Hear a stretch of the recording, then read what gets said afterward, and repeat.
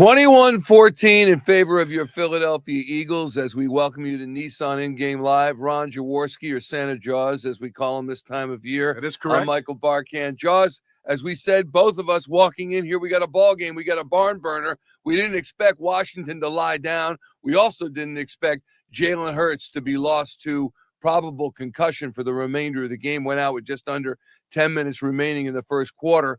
Obviously, we're concerned about Hurts. How concerned are you about the quarterback position right now? You're always concerned about the concussion problem. It's a major problem in football right now. The league is doing a really good job making sure that if guys show concussion signs, they get him out of the game. I thought the officials did a good job. You don't want to see Jalen out of the game. Obviously, he's our guy, and he's our leader.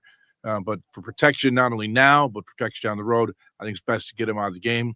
We'll find out what Kenny Pickett has. He made one bad decision on an interception, but he's played pretty well after that. But the whole dynamic of the offense changes without Jalen Hurts in the lineup.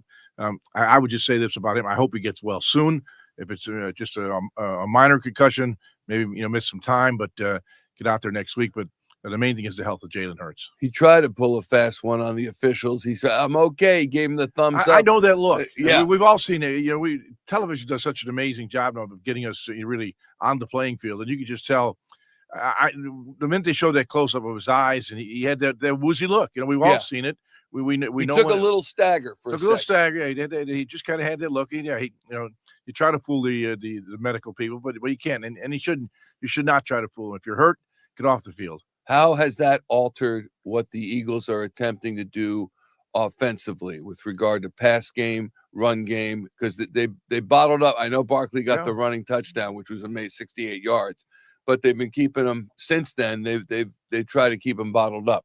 I think the tush push was kind of taken out of the game plan right now. And I thought with that 4th and 1, late there in the second quarter, they would have gone for it if Jalen was available, but he's not.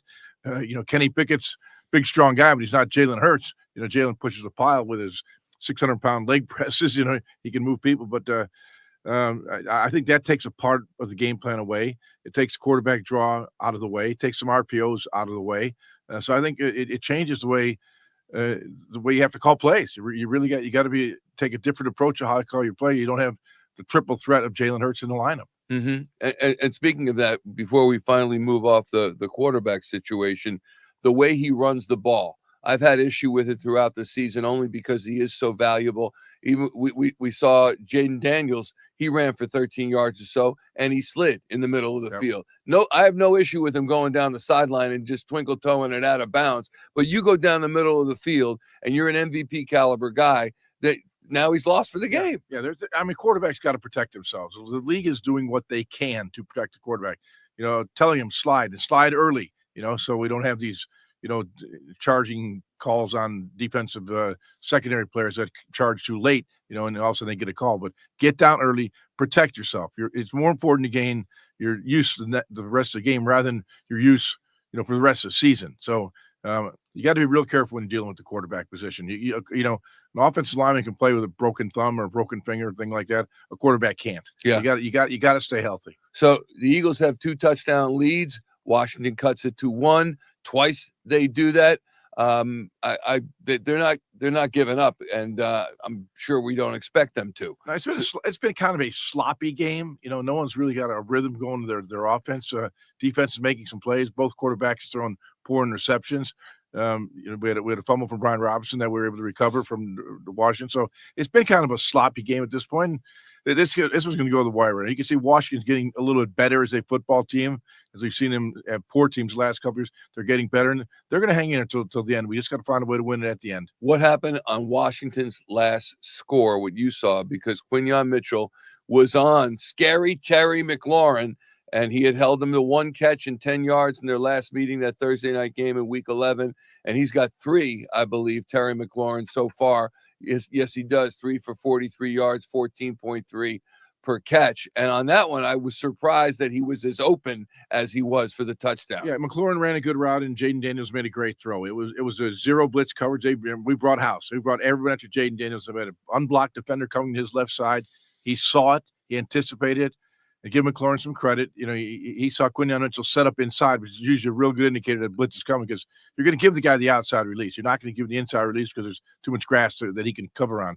But it's a great anticipation by Jaden Daniels, and McLaurin ran a good route. And it's probably the first time all year I've seen Quinyon Mitchell get beat on a route like that. Lastly, Jake Elliott, who I thought was in perfect position he had kind of snapped out of things last week, 56-yard attempt. It fell short. I was stunned. I know it's cold.